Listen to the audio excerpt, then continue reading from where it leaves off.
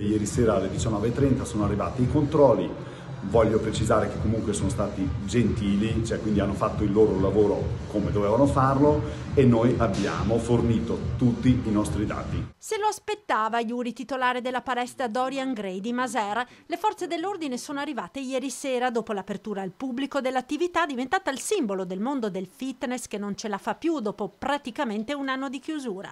Hanno preso tutti i dati di tutti quelli che erano qui dentro, eravamo in una quindicina di persone e il verbale ieri sera non è stato fatto. Stamattina hanno cominciato a notificare i verbali a ognuno di noi. 400 euro di multa a testa per il titolare come per la quindicina di clienti che si stavano allenando nei locali della palestra.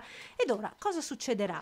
Yuri, che ha anche partecipato martedì scorso alla manifestazione in piazza Montecitorio, poi sfociata negli scontri con le forze dell'ordine, ha le idee chiare. Intanto non li paghiamo, procederemo con la solita procedura che ci è stata comunque consigliata, che è quella di aspettare la vera e propria sanzione che dovrebbe arrivare dai 60 ai 90 giorni. Se ci arriva quella, noi faremo il ricorso tramite i nostri avvocati. Se non ci arriva, tutto questo decade. E nonostante i controlli, Yuri ha intenzione di andare avanti e continuare ad aprire la propria attività. Non dobbiamo aver paura e apriamo, anche perché solo così riusciamo a riprenderci la nostra dignità, perché lavorare non è un reato, ma è il nostro diritto.